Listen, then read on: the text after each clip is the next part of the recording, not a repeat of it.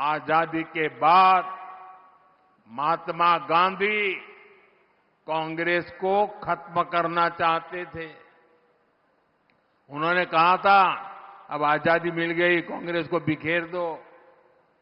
उन्हें कांग्रेस को लगने वाली बीमारी का अंदाजा था।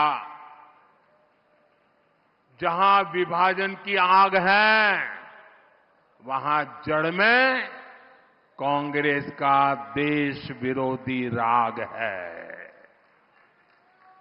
कांग्रेस हमेशा देश को तोड़ने वाले षड्यंत्रों का हिस्सा रही है। इसका एक बड़ा उदाहरण है जम्मू कश्मीर।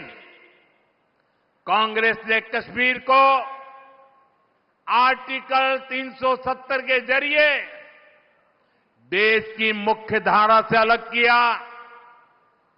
कांग्रेस ने कश्मीर में बाबा साहब आंबेडकर का संविधान 75 साल तक लागू नहीं होने दिया। ये कांग्रेस वालों को जवाब देना पड़ेगा। इतने लोग कांग्रेस के राज करते रहे, ये परिवार राज करता रहा, क्या कारण था?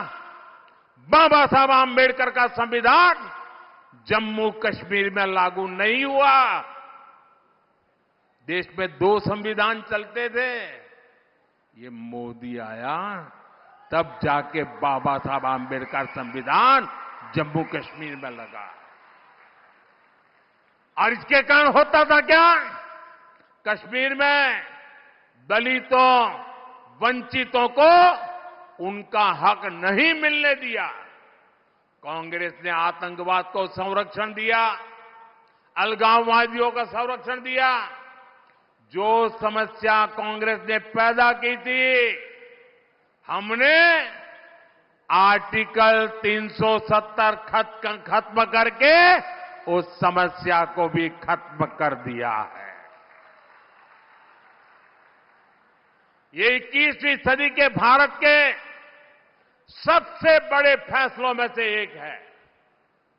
लेकिन जैसे ही मैं देशवासियों को कहता हूं जरा जागिए, सचेत हो जाइए।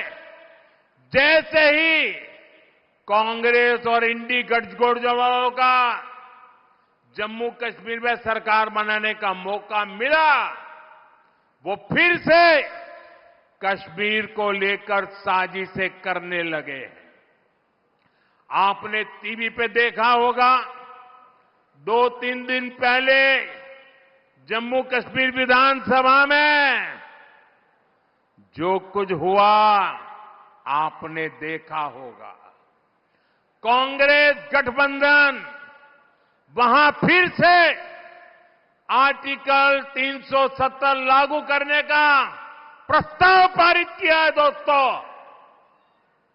क्या यह देश स्वीकार करेगा? आप सहमत होंगे?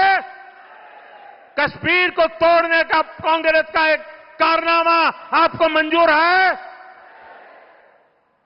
आर्टिकल 370 के समर्थन में विधानसभा के भीतर बैनर लहराए गए।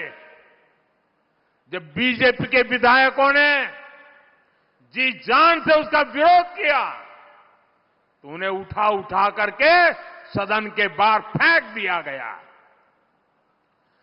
कांग्रेस और उसके साथियों की एक घिनौनी सच्चाई पूरे देश को, पूरे महाराष्ट्र को समझनी होगी। कांग्रेस गठबंधन एक तरफ जम्मू कश्मीर से भारत का संविधान हटाने का प्रस्ताव पास करता है। कांग्रेस ने जो प्रस्ताव पारित किया है ना, इससे बाबा साहब का संविधान जो मोदी वहां ले गया है ना, वो फिर वापस कर देंगे और जम्मू कश्मीर में बाबा साहब के संविधान को घुसने नहीं देंगे।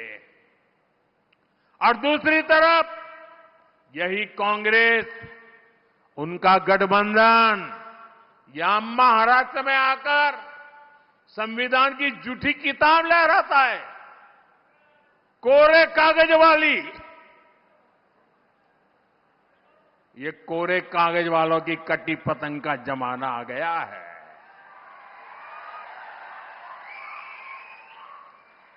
कांग्रेस गठबंधन एक तरफ जम्मू कश्मीर में दलितों को मिला अधिकार छीनने का प्रस्ताव पास करता है, वहीं दूसरी तरफ महाराष्ट्र में दलितों के अधिकार के नाम पर झूठ फैलाना, गुमराह करना, उनको भड़काने का काम कर रही है।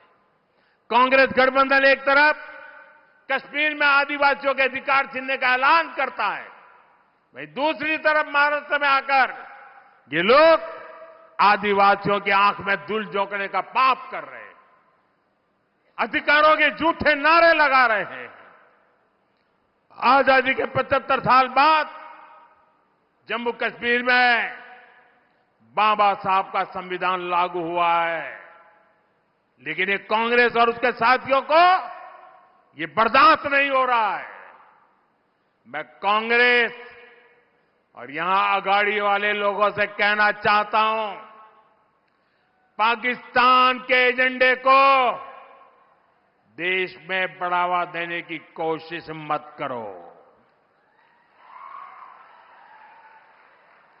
कश्मीर को लेकर अलगाववादियों की भाषा मत बोलो। याद रखो, तुम्हारे ये मंसूबे कामयाब नहीं होंगे। और जब तक मोदी पर जनता जनार्दन का आशीर्वाद है, कांग्रेस वाले तुम कश्मीर में कुछ नहीं कर पाओगे। कश्मीर में अब केवल और केवल बाबा साहब आंबेडकर का संविधान ही चलेगा। ये मोदी का फैसला है। दुनिया की कोई ताकत अब कश्मीर में आर्टिकल 370 की वापसी नहीं करा सकती।